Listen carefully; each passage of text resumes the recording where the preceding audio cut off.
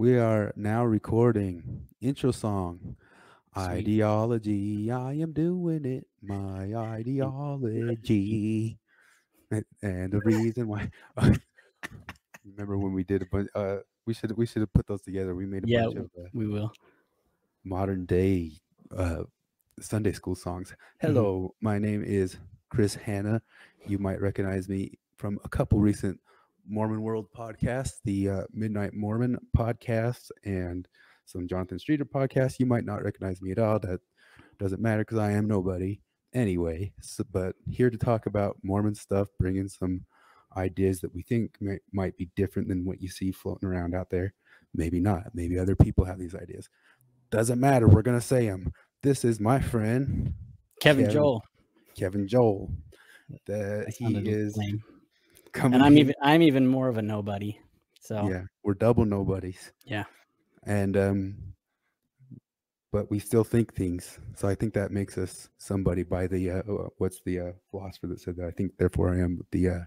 Descartes. Yeah, you got it. I know So stuff. yeah, so Some I appeared on Midnight More. I appeared with a Jonathan Streeter on a couple podcasts, just kind of batting around some ideas and looking at the Midnight Mormons. And then I went and appeared on the Midnight Mormons as a ex-Mormon who saw all sorts of middle ground, maybe even beyond middle ground with the Midnight Mormons. I think there's a lot of stuff in the debate between Mormons and ex-Mormons where they are winning things. Yeah, I'll just put it that way, straightforward. We're going to go over a debate they had recently with RFM. I will explain out why I think some of those things. But I have Kevin here, who is. Do you declare yourself a Mormon or an ex-Mormon? What do you declare it nowadays? I declare myself a practicing member of the Church of Jesus Christ of Latter-day Saints. Nice. And I'll take Mormon too, even though because I've always been a little bit off the beaten path. So Mormon. So I thought one of the funny ideas although we could do for like a name is like the Mormon and the ex-Mormon. Only you're the ex-Mormon because is like yeah, and I'm the Mormon because I'm the one who still like yeah goes along. I yes, still kind indeed. of consider myself Mormon-y in a way, even though I am a card-carrying ex-Mormon. Right. So we've tried a couple podcasts, but because of myself on the microphone and some other issues, they didn't quite work. But we're trying to get them to work. But we're going to try to start out with a bit of a shorter one and move into longer ones. Some of them we've already talked a bit about that debate with RFM, but we're going to try to do it again so it comes out a little bit better. Right.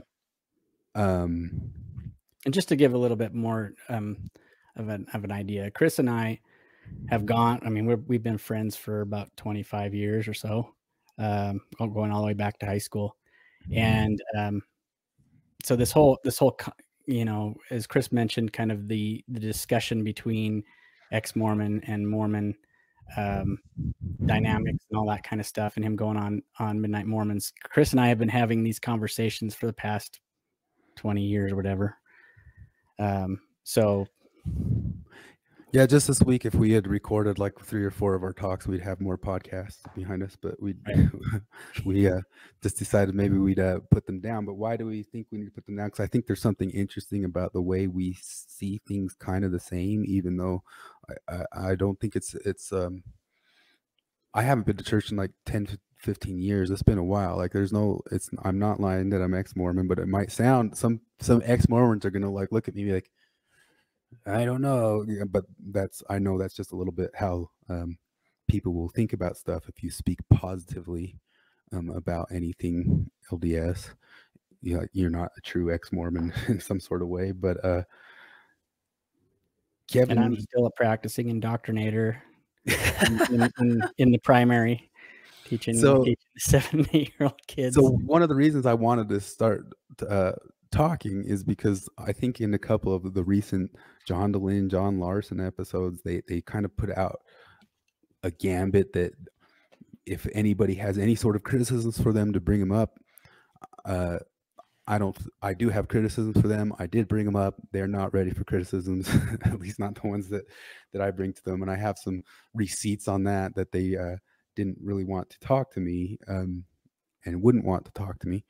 But I think the criticisms still need to get out there. So I'm going to put some of those criticisms out in the world. I'm going to, in that world, Kevin, I don't think you're an aficionado of I'm not. So when I bring, go ahead. Oh, I'm just saying I'm a bit of the lay person in this, but oh, in the Exmormon world, you're yeah, a lay person, not in the larger cultural battle of this stuff. Because I think it is a larger cultural battle, and the lines get blurry when we're dealing with the stuff as compared to Mormon or ex-Mormon. There's a lot of things that Kevin and I see eye to eye more about than even some Mormons. Mm-hmm.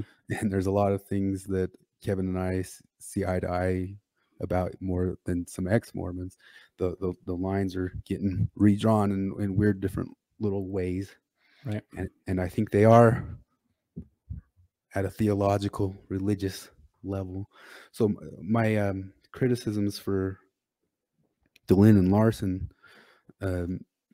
basically come down to them trying to declare themselves apolitical. And I think they're very political. And we'll get into that more in the future. But we are going to just start off the bat. I'm gonna go to a video and bring some receipts from some things that I said on the Midnight Mormons podcast. And I'm going to show you how that played out almost immediately afterwards. I'll just get right into it. Here we are, ready to go. Different little stories I can tell, but it gets just... Wait, they've literally bona fide said you should discriminate against hiring members. Somebody said that on one of the it's been a long while back, but they said that, and I popped on and said, no, you can't discriminate against for religious reasons. It's part of the Civil Rights Act in 1964 that you guys are supposed to be a fan of, but I know you also aren't fans of that in general if you follow modern day critical theory type stuff, but that's a whole different ball of wax. Yep. That's for quick, but so we just said that Flip going back and forth with him. He called them a bigot, and it was one of his favorite things to do. He put up the description of the word bigot on there. The word bigot used to say, they go changing things like this. Used to, you can find the old definition and the new definition, because you should see the new definition, how it's twisted around to say we should be able to discriminate against the religious. But it really does. If I can pull old dictionary definitions to new ones, but it used to say you can't discriminate against people for strongly held beliefs, right? In the definition, he said you're being bigoted. They banned him for using the word bigot off that website. I didn't use the word bigot, so I was able to stay on, but I sat there and fought back and forth with them, and it just went back and forth. But I'm telling you, this is one of 100 different times. All righty, so I'm gonna bring some receipts on that. You hear me all right now? Mm-hmm. Oh yeah. That happened. Some people asked on the thing if it really happened, and they asked, like, do we have any documented proof that somebody no, nobody has documented proof that somebody did that. Somebody was bragging that they were going to do that at their job on a Facebook post. This was years ago, but I do have receipts, which I'm not going to show because my receipts are the person who put up the OP sent me an apology. She sent me an apology saying I shouldn't have said that, I shouldn't have done that sort of thing, and you're right, and so I'm not going to show those receipts, but yes, I do have those receipts. But even though that person apologized, the thread went bonkers of people saying she should be able to do this and that sort of stuff, and you're mansplaining for telling her that I really did get that back then. That was when it was a hot new thing. Yeah, it was. I don't know how many years ago it was, but anyway, let me bring some. Did you hear the bing that my computer just made? No. Okay, good. Be quiet. So this is. I'm going to share screen, just my screen, real fast for a second. Share screen. Share screen. Entire screen. Share. We got it. All right, so I have this saved in my phone, and it was only the reason it was saved in my phone is because I mentioned my friend Flip in that podcast. Flip is another friend of mine that we've been kind of around the block. Go ahead. You know, this seems to be the definition that we all grew up learning in school, maybe. It might have been the definition for hundreds of years before that. Yeah. Okay. But just clear. Yeah. I had it saved on my phone. This isn't something I looked up today, because I'm going to show you in a second, and it's almost impossible to look it up today. It got memory hold. But I had it saved on my phone because we used to post it up to people saying that if you do this sort of discrimination, whenever I saw some sort of Facebook post about, haha, let's go discriminate against these Mormons, won't it be funny? We would say, you're being bigoted. They say, no, that's not being bigoted. And we say, yeah, it is being bigoted. We'd post it up, and then we'd get kicked off of the website. Right. A person who's intolerant towards those holding different opinions, that was the basic belief since time and all memorial. So I knew this got changed in 2020, as I mentioned on that podcast. So let me show you this. I did a search for it. The definition of bigots changed, and this is part of the memory holding of our modern world. But good luck trying to find that in there, because it did change. It was sometime in 2020. And I even like watched it change right before. What do you know? The Atlantic, right? Number one. Yeah, but this has happened several different times that they. But this is talking about racism. But of course, they kind of change everything to the new modern, the new speak. I mean, this is because there's neologisms, but this is kind of more just redefining an old word. Right. Racism only means power plus privilege. Yeah. Type of redefinition, but this had the same sort of ideological redefinition done to it. It was also done somewhere around the what was it that somebody said sexual preference in one of the hearings at I can't remember which political thing it was, and they said saying sexual preference is bigoted, and then the next day all these internet things changed. That always was bigoted. But so that's it for how hard it is to find that. So of course I go to DuckDuckGo to find and pull up, and I get this article that talks about it, that in 2020 it made this change. Right. And it changed it, the historical definition dating back to the 16th century, intolerant towards those holding different opinions. And you could definitely say that it reaches a different level when you're talking about actively discriminating against somebody right. like that. And just to be clear too, I even on like the Mormon side of stuff, even on my own side of pointing these sorts of things out, I'm not on any sort of level of saying, boy, these guys are sure beating me up or anything like that. All I'm pointing out is you're doing this, you goofs. Yeah. Just the hypocrisy. Yeah. So it's changed to this. A person, so one of the reasons why this is worth bringing up now is I'm going to show you in use, which happened just this week. But it changed to this. And if you're not seeing it in use, you still might kind of be saying, well, what's the technical difference? Why was it? What's the big difference? A person who's obstinately or unreasonably attached to a belief. Look at that. That's already the opposite of this. You know what I mean?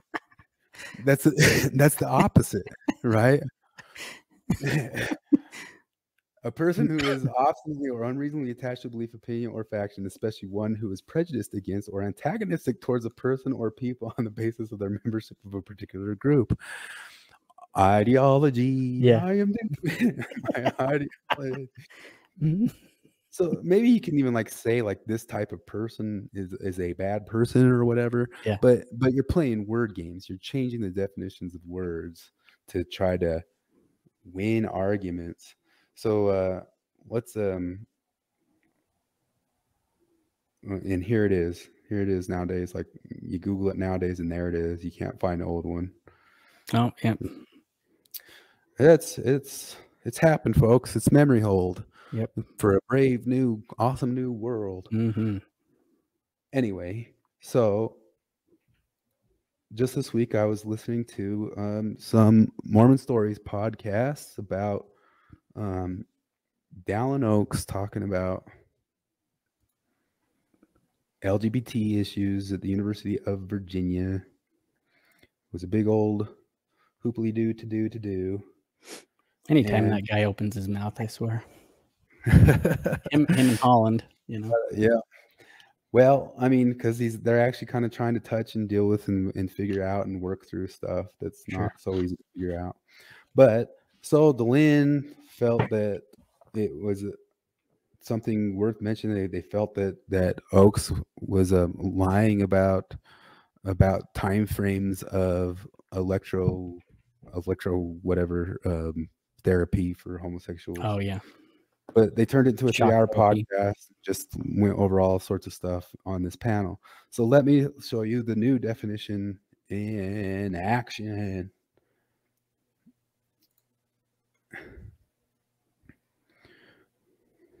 Share screen. Share screen. Chris is a boomer. Come on. I don't know why we can't just say Gen X. Like, we can be proud that we don't Dude, know. this new. I mean, my kids, man. It's like, it doesn't matter. It's just any generation that's older than Gen X. Yeah, well, I'm just saying that Gen X is just as crap at computers and stuff. And we're on the tail end of that. Yeah, the reason I haven't podcasted till now isn't because I didn't have ideas all along. It's because I could barely use the crap until they made it easier. Yeah. So now I can do it a little bit more. But Kevin and I worked more on stuff in the real world. Kevin here is a builder, and both of us are musicians, and we tried to figure out talents in the material world, but that world's gone. Yeah. So, it's all getting meta. It's meta. So it was all a waste of time. Yeah. Hey, but I'm excited for when meta hits, so that I can finally get a freaking hover skateboard. I'll finally a real deal one. I'll finally be. I mean, I'm really close to playing a Megadeth song all the way through, but like perfectly. It'll be nice, and we don't have to do anything to learn all the work to get that done. Just get me out.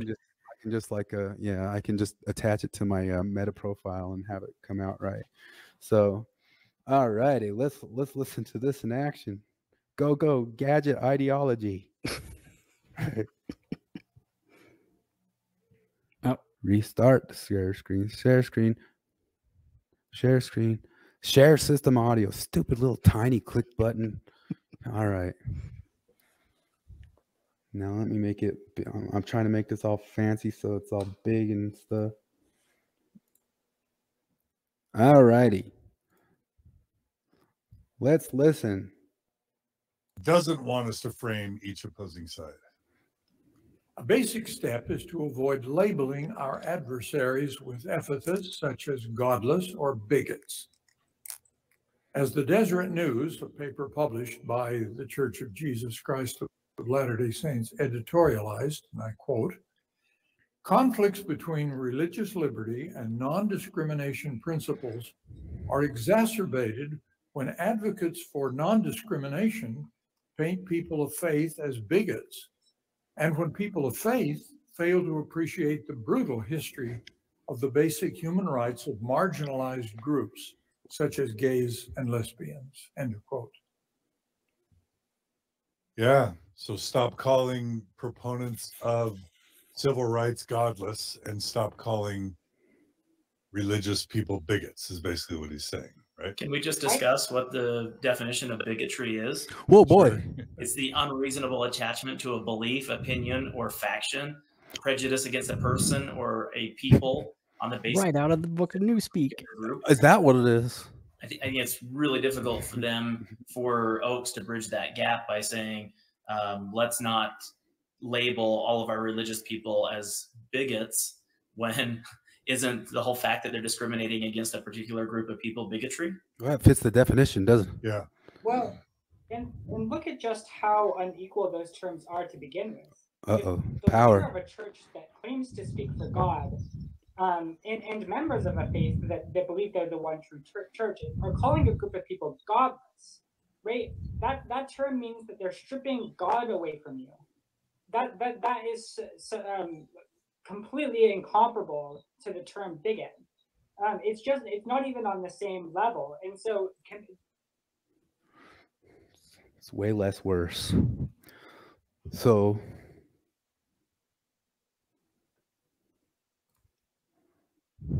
What do you think about that definition? It's looking pretty dire for dumb old Dallin. Yep.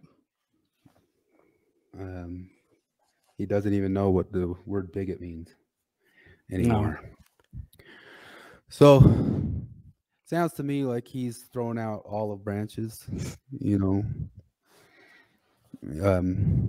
He's acknowledging. I'm sure maybe you say they weren't great at this through time and whatever, but they're throwing out an olive branch, you know, here. But I remember I brought this up to Kevin a few times that when the Supreme Court changed the ruling on gay marriage, the very next day, it was Dallin H who came out and gave a speech about religious freedom. And I remember feeling like it was, I use the word gauche. I feel like it was kind of like in bad form to suddenly jump to that, like the slippery slope was right around the corner. Mm-hmm. And I'd say a lot of where I am today is the guy who used to say the slippery slope wasn't real and found out it was a cliff. And that's so back on that. I mean, taking all like the joking out. I mean, it's so obvious that the redefinition of the use of the word bigot is just perfectly designed to try to make that exact argument that it's the same thing that happens like with the change of the definition racism. Only you can be a bigot. We can't be a bigot, you know. Right. So we can, it ultimately plays out like we can discriminate and you can't discriminate. Well, we probably, I mean, I don't want to get off into the weeds, but you know, this is all the postmodern slant of they're just changing it to being based on power, and this is essentially just trying to, because everything is becoming taboo that has anything that has to do with structures that have authority, hierarchy and power and order are all things that need to be done away with. Yeah. And so, I mean, it's not just the church, not just within the church, not just within the ex-Mormon Mormon community. It's everywhere. And we're seeing it all play out in every, you know, every place in the world right now, really. Yeah, and I do think it kind of works like backing even Oaks into a corner, which is kind of where I'm going to be going to. I mean, the reason it proliferates is because it works. And yeah, I don't want to go off into postmodern too much. That's the reason our first couple of podcasts didn't work, because we read the entire book of Derrida's grammatology. And there's plenty of other podcasts you can, but we'll refer to it when it's relevant. Yep. But we went off forever on that in the first podcast, and it's endless. And my wife says hi, Chris. Howdy. You disrupted our perfect podcast. So going on to the next clip. Let's take a look-see-loo. I'm gonna click on it right this time. Although I've edited that out by now, so somebody listening this far and thinking, what do you mean click on it right? Because so far it just looks perfect to them. Yeah. Talk away, talkers. What do you want to say? What should we look for in this clip? What should we look for? This is interesting, and it ties a little bit to the vaccine clip that we showed. But he will say something really interesting about how the government has the right to limit religious freedom in order to protect the health and well-being of people. So you guys are liking this quote. This is another one of the things. Well, I don't think he says it on the context that we are all LGBT people have in mind. I think what he has more in mind is like, you know, like murder, Lori Vallow, Chad Daybell, and vaccines probably. Okay. But even though the First Amendment obviously guarantees the right to exercise or practice religious beliefs and affiliations, that right is not absolute. As advocates for religious freedom, we must yield to the fact that in a nation with citizens of many different religious beliefs and disbeliefs, the government must sometimes limit the right of some to act upon their beliefs when it is necessary to protect the health, safety, and welfare of all. I mean, he's basically just saying that we believe in honoring and sustaining the law, and if religions are harming people, the government should be able to stop that, which is, I guess, a nice concession. Yeah, I think Joe might have some thoughts on that. No, I think that, yeah. I don't know. That needs to keep going. So it's a convenient interpretation of that, right? I mean, I guess it is the interpretation. Oaks says we can, the government should be able to come. Okay. So you see how they interpret that to mean government should be able to tell you what you can do. Freedom when it comes, yeah. Whenever you announce cause harm, cause harm, cause harm, cause harm, cause harm, cause harm. That's what you got to announce to say that the government can now infringe on religious freedom. They say it's a nice concession.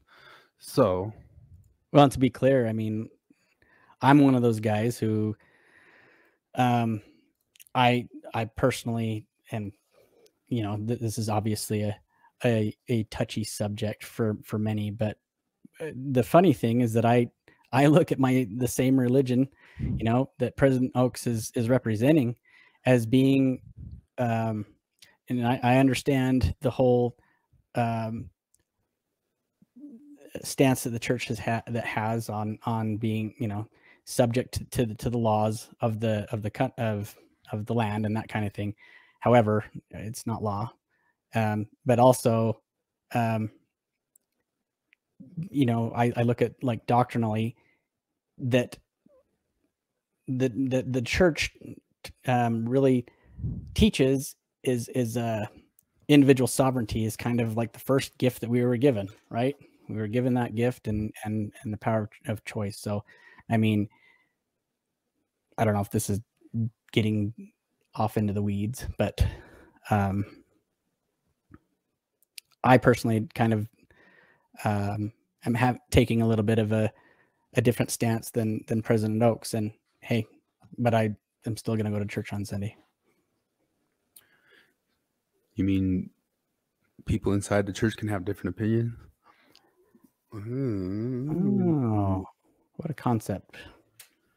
So, I do think, I mean, I agree with you. Like Oaks, I think Oaks over the years has been trying to, in his way, reach out olive branches. Maybe some people can think it's cynical, but whether it's cynical or not, Well, I mean, here's the thing. I'm a dad. Okay. I'm a dad of 6 kids. All right. And this usually, if you think about it, you kind of have to look at it at the fact that the brethren are sort of basically the dad, you know, in this situation, at least, you know, underneath Jesus Christ, they're basically, you know, acting on his behalf as somewhat like a dad. Now I'm going to speaking in context of when my kids have disagreements, and they do. I got 6 kids. They don't agree on things. And what's my job? My job is to make sure that, you know, these kids are growing up and they're able to have their needs met, and they're being taught things that they're being taught goodness and that kind of thing. But when they get in fights, one of the things as a parent that I'm trying to do is make sure that they are able to work out their disagreements and to try to keep the peace a little bit and try to help them work through that. And so, you know, to criticize Dallin Oaks for doing the same thing, you know, I just say, hey, why don't you check yourselves? And, you know, do you do that specifically within your own families? yeah, well, this is where I'll come in and give some criticism to Oaks, because I mean, I don't have any problem giving some sort of criticism to Oaks that you start playing that game of you can take away freedoms for safeties. So this, they said it in that same podcast, and then look at this Salt Lake Tribune article coming out here from some conservatives lost the culture war. I guess he was some sort of lawyer for the church for years and claims that he helped them weaponize everything. But what is weaponizing? Like a concept, weaponized religious freedom. He gave a legal concession, kind of saying freedoms for safety must be pushed back, and he's obviously talking about a different thing. Suddenly jumping that into a different realm of like causing harm to LGBT people, so you should have your religious freedom curtailed there. That jump is a version of weaponization. You're weaponizing the thing he just said to fit your, and that's the irony of that article. Yeah. So, but anyway, this article goes into it, and it might be it. He talks about here that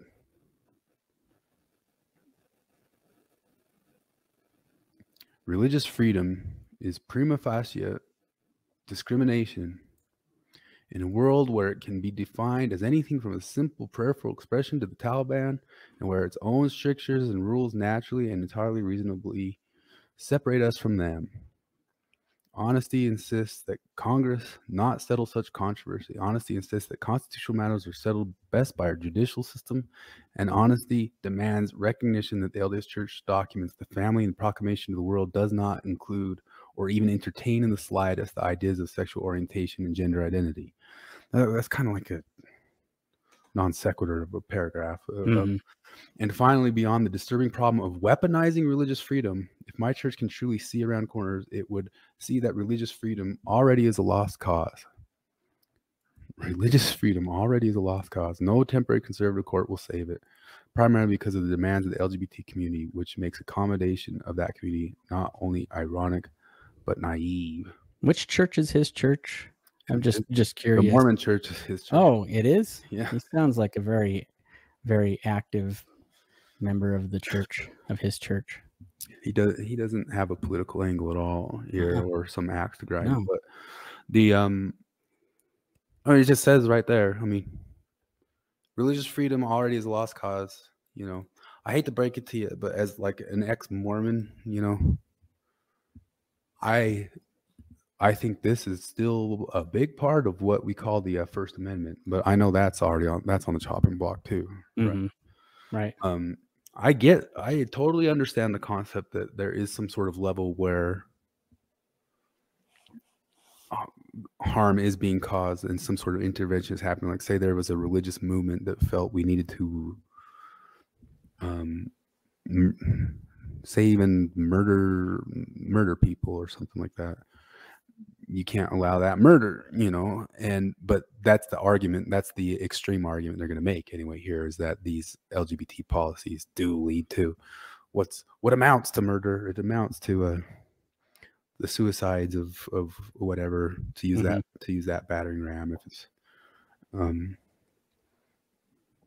can be words are violent. Yeah, but they are.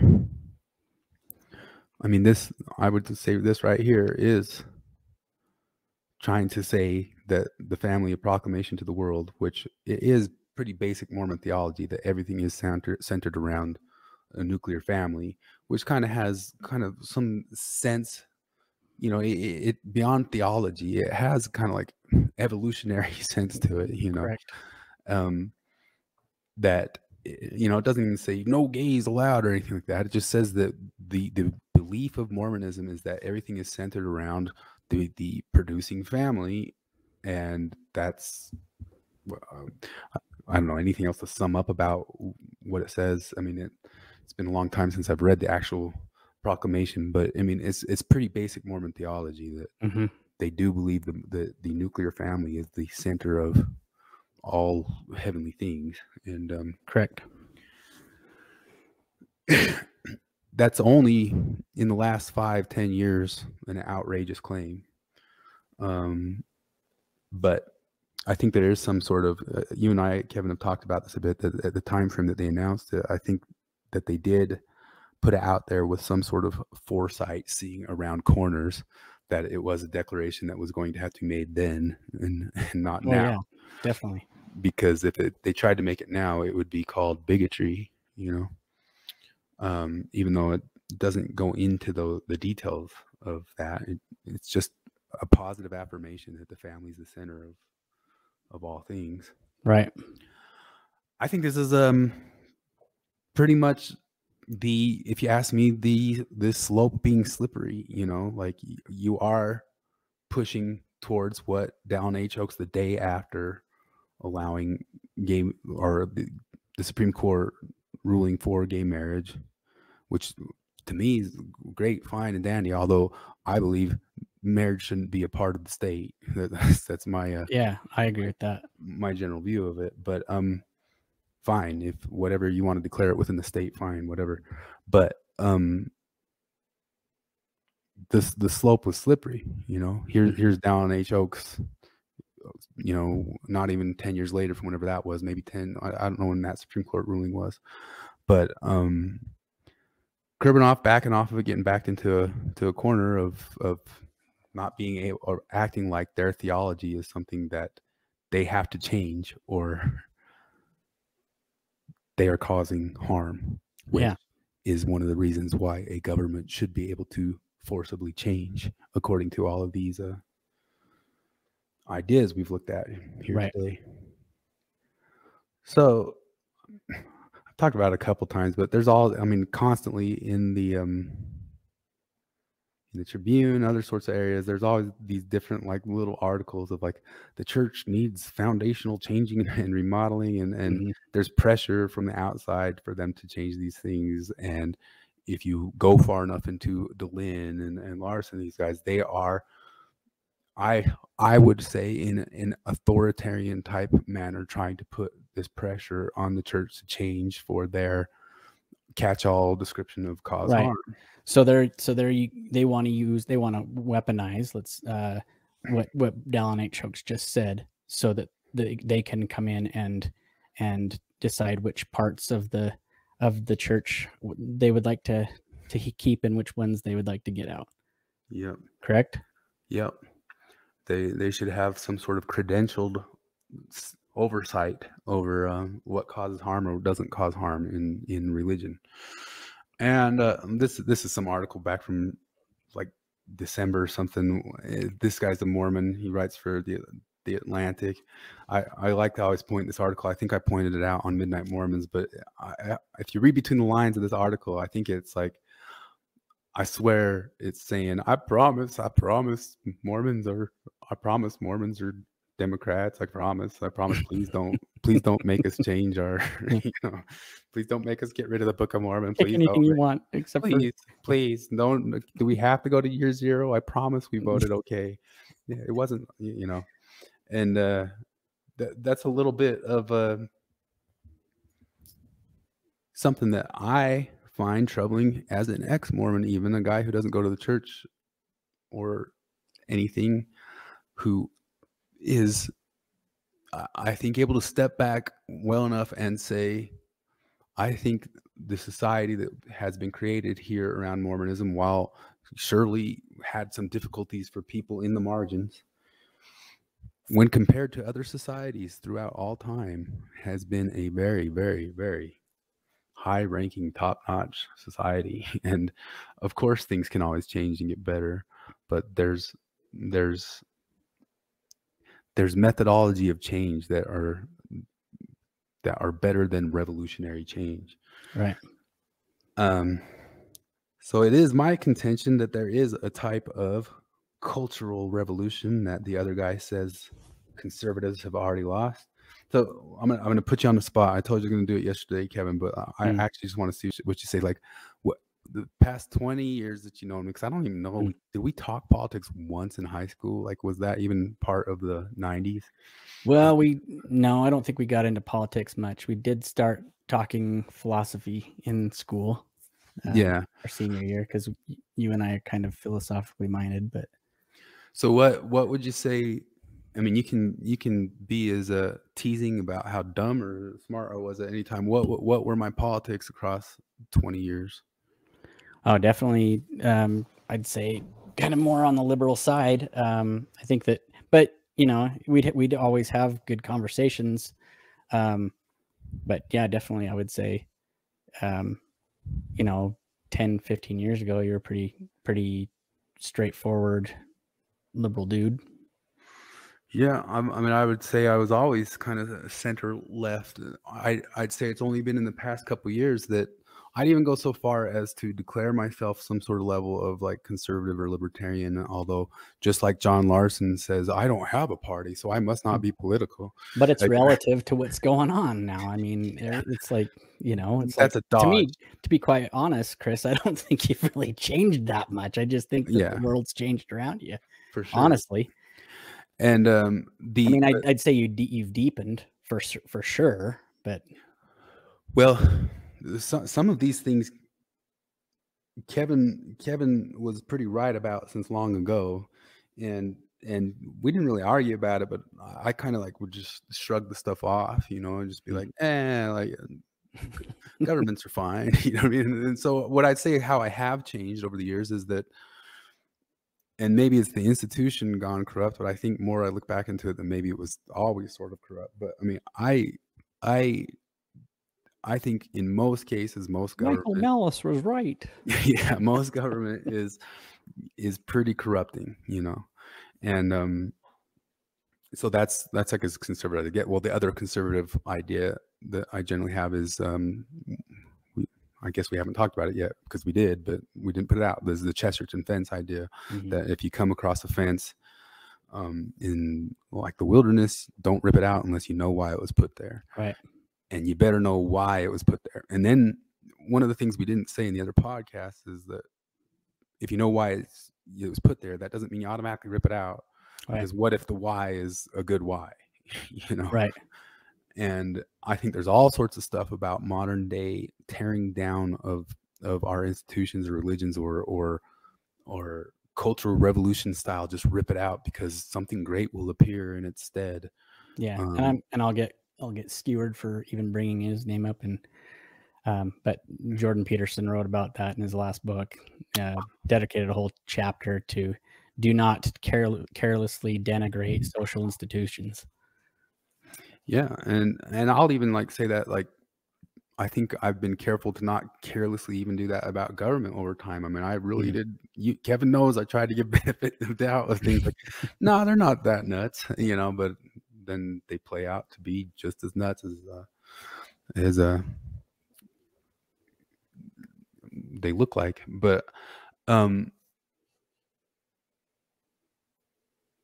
the Chesterton fence thing, we are also talking about, we'll get into it because we're going to get into it in other podcasts, in the Radio Free Mormon debate. Kevin and I glommed onto some things that I think even in the debate, the Radio Free Mormon guy wanted to dodge it, and I think there's a reason he dodged it, but they get into truth claims and knowledge claims.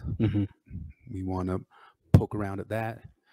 And I'm going to make a case because I put the gambit out against Dallin and Larson that they are political, very political, and they claim constantly that they aren't political, and I think that's a dodge. And I said it to them, and they said, "Please explain it to me." I have the receipts on that too, but then they didn't want to explain it. We'll get into that. What other sorts of things we're going to talk about? How like even some of this stuff isn't just on the ex-Mormon side, you know. Stuff. What do I mean by stuff? We're going to talk about the nothing. This guy's an interesting guy. I actually really follow him on Twitter, but he's got a Substack. I've read a couple of his Substacks. Wesley Yang. He's listed on Kimberly Crenshaw's page as one of the persons you got to watch out for. But he's very, very measured. He's just measured and you know, right, kind of down the middle on a lot of stuff. You couldn't call him right wing or left wing or any sort of thing like that. But he says this: the comprador class, the comprador class. That word's a weird word, but I think it just kind of means like the upper class or elite class, or the right, the bourgeoisie. Yeah, or what Thomas Sowell calls the elect, you know, or was that John McWhorter calls them that? Thomas Sowell calls them the intellectuals, but everybody kind of has a different word of it, of kind of the I don't know, you could even say what might be today just called the thought makers of the mainstream media, or something like that. Intelligentsia. But any sort of one of those words, if we use them, it labels us. But that's one of the things. Like, I don't think I can dodge a label of kind of claiming like a general libertarian conservatism, even though I'm not that or never was that. But I'm not pulling the same sorts of dodges that Dolan pulls. Like, I don't have a party, but I understand these are political claims. Right. The comprador class, whose entire basis of authority is grounded in educational credentialing, is in the process of replacing the appeal of intelligence as the basis of their authority with an appeal to a synthetic priestly pseudo-morality. Mm. He calls it successor ideology. That's his own term for it, but it kind of got enough traction on Twitter that he even has like his own Wikipedia for it, which is really just ultimately wokeness. Wokeness. Yep. We're gonna get into that, and I'm gonna get into how I think I can point out to how some of the a lot of the ex-Mormon, most ex-Mormons kind of fall into wokeness and what wokeness is. Although most people, I mean, it's kind of, I was thinking, like, 'cause we already did a podcast explaining it, and I do want to do it again. But at the same time, like, shouldn't people know already? Like, is it a joke that anybody's pretending to not know what it is? Well, I think some people do not know, but you know, I think that a lot of people just don't, you know, people, I guess, who could be termed as normies, you know, people who just don't really pay attention to what's going on with you know, the current discourses in our culture right now, and that kind of thing.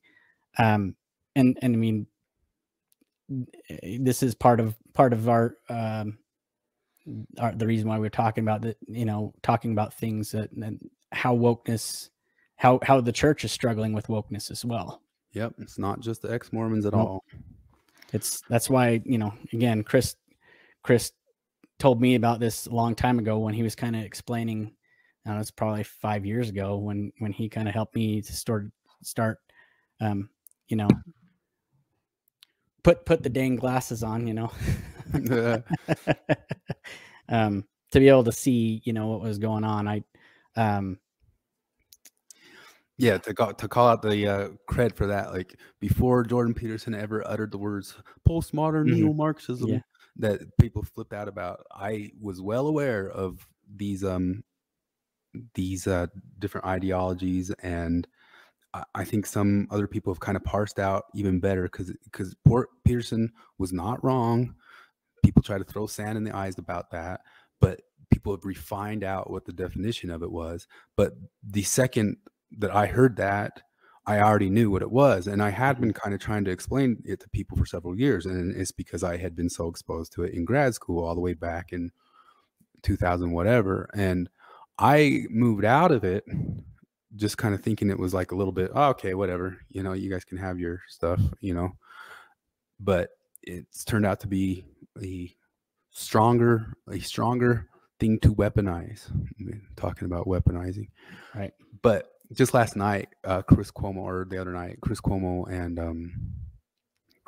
interviewed Bill Maher, and Bill Maher was complaining about wokeness, and he was talking about how AOC and Ben Shapiro had already gotten into some fight where AOC said wokeness is already an old term, and I recommend listening to what Bill Maher says about that too, because just because you're on the forefront of all this stuff doesn't mean it's not brand new for somebody else. But this stuff is real. It's around us and it's everywhere, and it is kind of like a new type of successor ideology. It's a new religion, and it's got weird differences to it. And I think like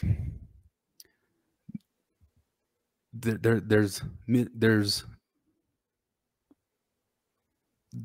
sides to be found. Like Kevin and I can it's kind of hard to describe Kevin and I because we didn't like disagree or argue before, you know what I mean? But it's like we can really side up that this stuff is not great stuff. And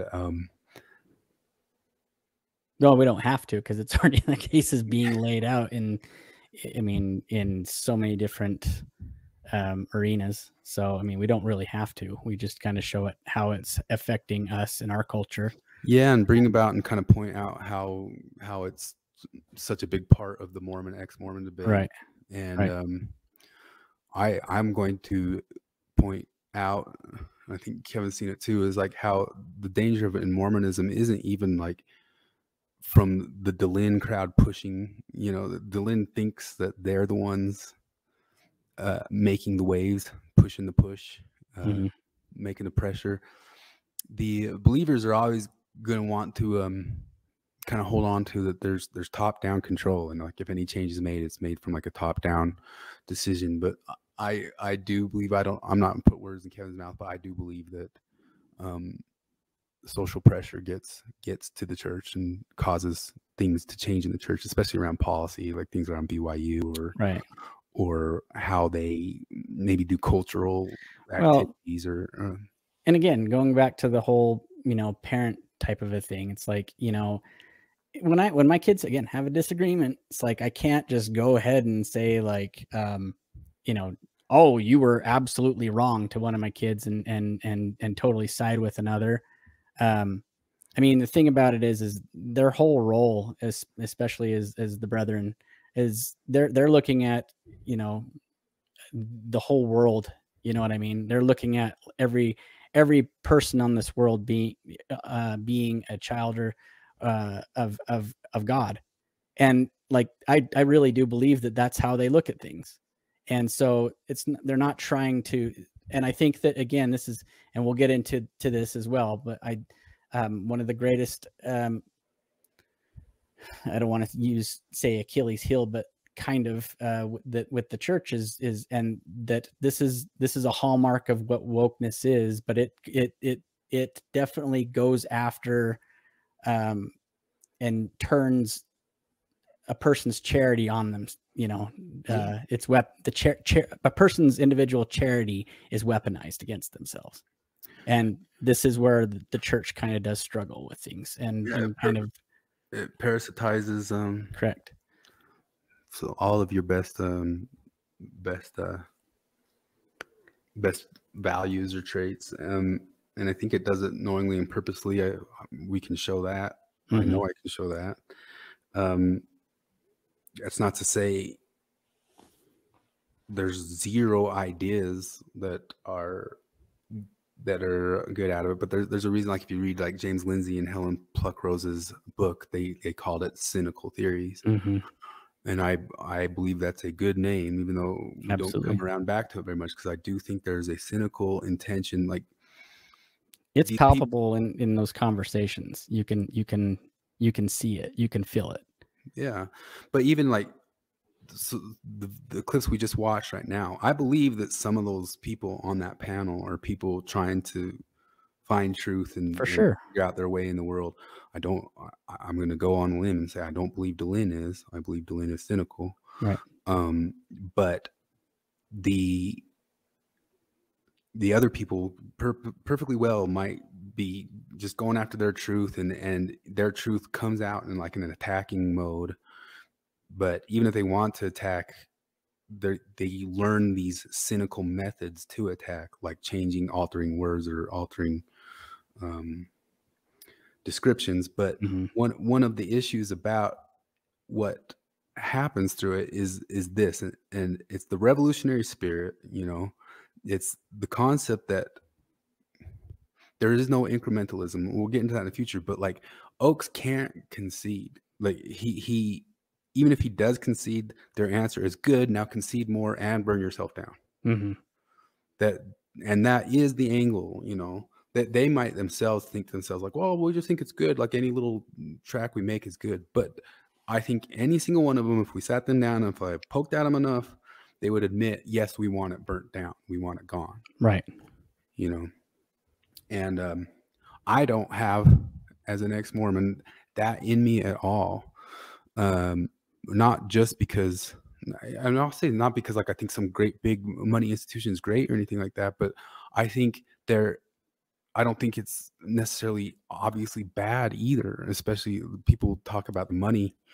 We'll get into the money, but it's Chesterton's fence, man. You're not going to go and tear the dang fence down just because you don't, understand why it was there, or you don't understand clearly the intentions of the person who built it. Yep. Or like we have examples in history that as soon as the religions go, murderous things happen. And when politics turn into religion, murderous things happen. Right. And beyond that too, I mean, I can just kind of see in general, I mean, we'll talk more about the fruits and ranking of worldviews, which is we could get crazy with that, but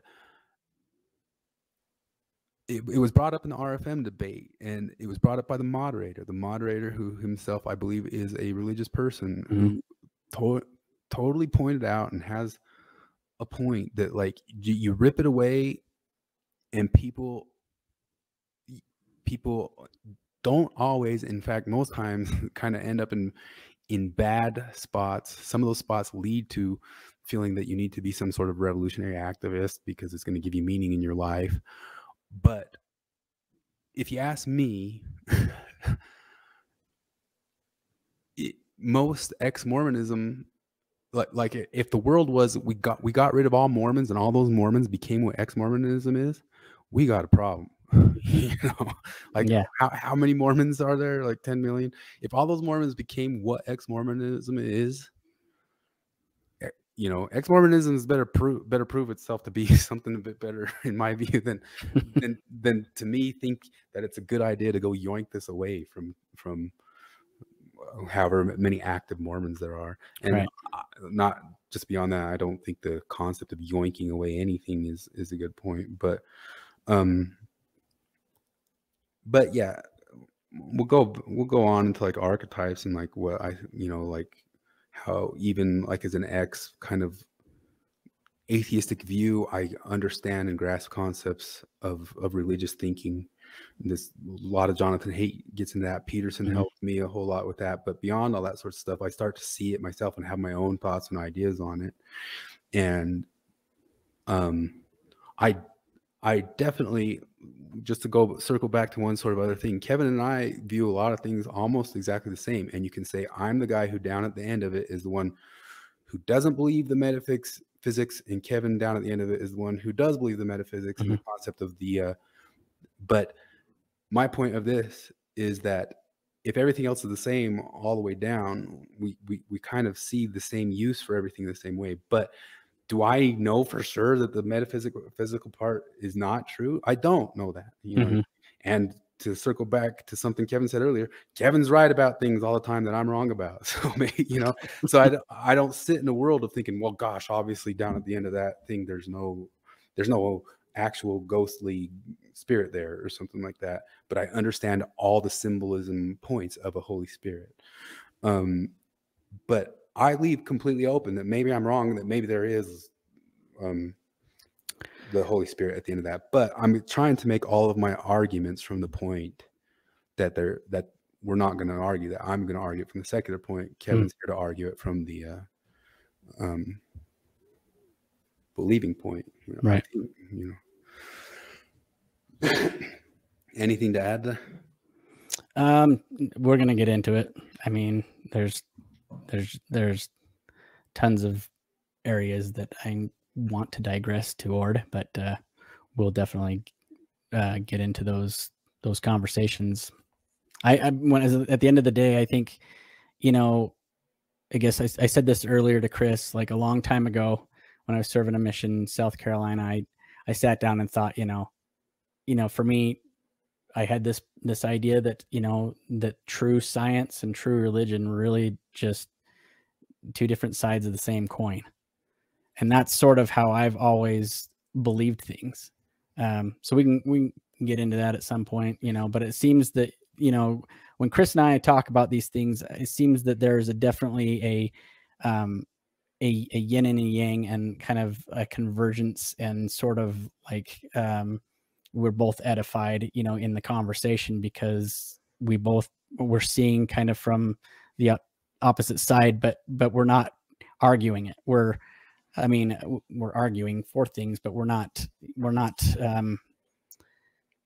seeing the common ground, and that's where we kind of gravitate. So for sure. And I really do think I try to stick to it, because I think no matter what, if you get far enough into philosophy, which most people haven't, they think it is, you get academic and it's all just academics and rigor and logical positivism.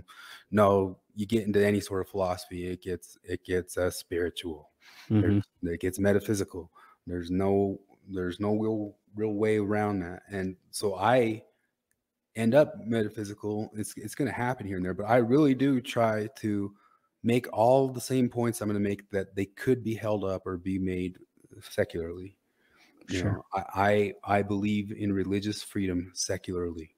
I do see that there's some sort of line about causing harm and that sort of issue, but finding out what it is, boy, oh boy, you know, who's got the answers for that? And I don't think even Oaks was exactly right. I don't think Oaks is exactly right about that, about vaccines. I'm sorry, I don't. Sure. Well, I don't either. But then it was obviously weaponized into another thing. But at the same time too, like if the church was saying something like, well, we need to do the electroconversion therapy to all gay people, which some people make the claim that they said that at one point in time. But if they were still saying that nowadays, I would say no, they shouldn't be able to do that. People should have, you know, kind of non-aggression principle type concept, you know, like people should have a say in if they're going to do. It's just, I just find it interesting that the church is held responsible for you know, the shock therapy, like they invented it and all that kind of thing. I mean, if we're talking purely from science and stuff like that, that's a scientific practice. Well, that's one of the postmodern arguments against Western science, though, is that, well, boy, it's used horrible, terrible things. Yeah, and that's the thing, is it's like, what is science? It's trial and error. That's simply what it is. It's simply trial and error. And guess what? When we find out things don't work, we fix them. We walk away. I mean, why don't we continue to smoke cigarettes on planes? Why don't we continue to insulate houses with asbestos? You know what I mean? That's the thing, is that like science progresses, and I'm absolutely good with science because it allows me and you to be able to have a conversation from two different points in the world and stream it. You know what I mean? That's the beauty and benefit of science. And so when we skewer the church for something that a form of, let's say, maybe even experimental therapy at the time. I don't know. I don't know. I've never been through that. I don't really know all the ins and outs about it, but they didn't invent it. You know what I mean? They didn't invent it as an oppressive measure to like control people. For other reasons, the stuff's making a resurgence. Right. Like, there's people using it, that same sorts of concepts today, to try to reevaluate different things that they want to change about themselves. Right. So I can get behind the concept of the trauma was in trying to tell these people they needed to try to force and change something about themselves. Right. But that's what the trauma was. There's this hyperbole in it, because they try to make it sound like it was some sort of form of torture, you know. Mm-hmm. Maybe you could say emotionally it was torture, but you and I, Kevin, know a person personally who went through this this stuff, and it actually wasn't for homosexuality, but it was for supposed sexual sins, and he got put through it. And I think it was emotionally traumatizing on him at a pretty young age. Mm-hmm. But I've talked to him, and I talked to him a lot about it, and it wasn't any sort of concept like he was getting electrocuted and shocked, like in some torture chamber of Frankenstein. You know what I mean? It was, and the bishop wasn't pushing the button. It was, he went to this place with these therapists. So what was traumatizing to him is like he felt he had something broken in him that he had to change, or was told that. You know? And I agree that's traumatizing. But the actual process of the thing was like he was shown visual images and given a current to readjust his reaction to those images. So it's Pavlovian. Yeah, it's Pavlovian type stuff.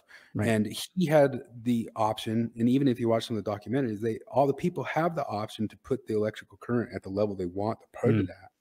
And all the people who signed up for it, people who signed up for themselves, and they could stop when they wanted to stop. Yeah. But you can say that yes, the torture of it was being made to felt you needed to go make that difficult change.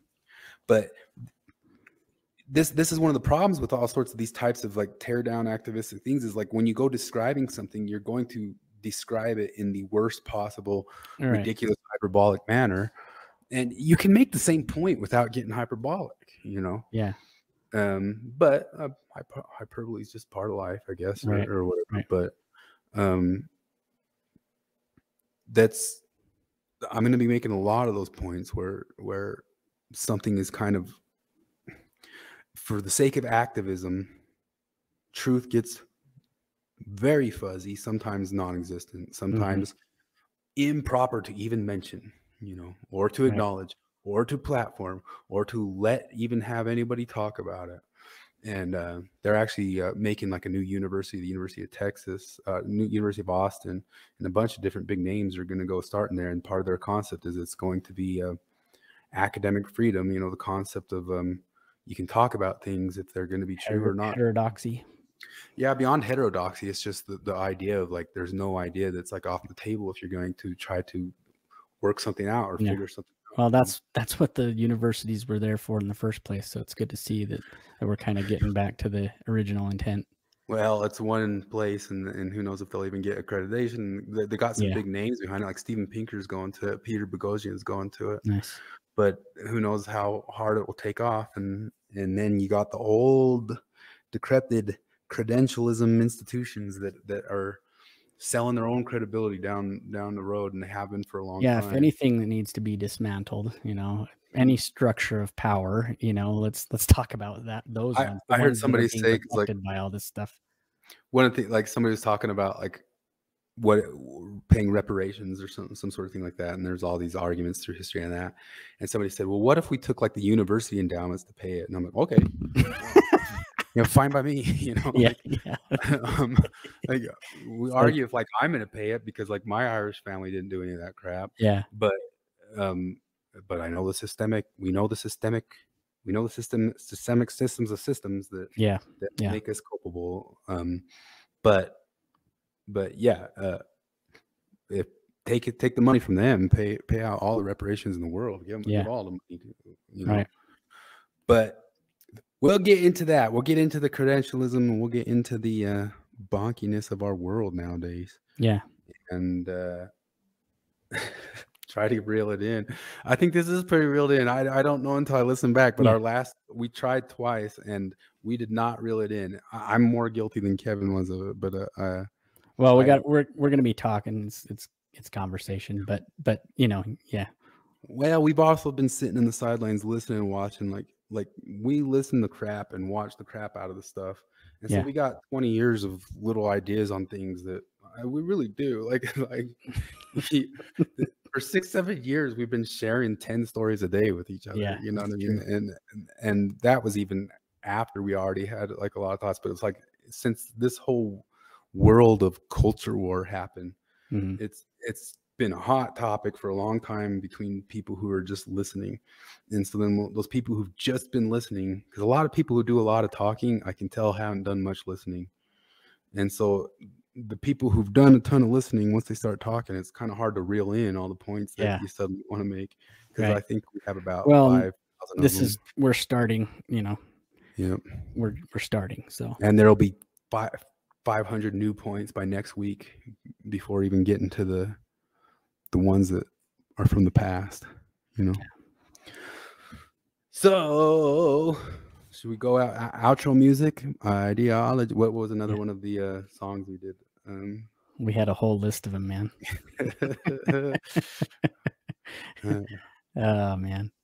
Yeah. We'll record some and throw them out. Yeah, we'll play it. Kevin and I were both in bands together, so we can actually do it. We'll whip out some songs. We'll do a dual acoustic jam at some medley. Point, you know, like. Man, what were they? We had like 50 of them. We Oh yeah. Well, fixed them like one day, but we'll go back and we had them. Yeah, we'll go back and get them done. right on. Well, see you soon. Yeah. Peace out.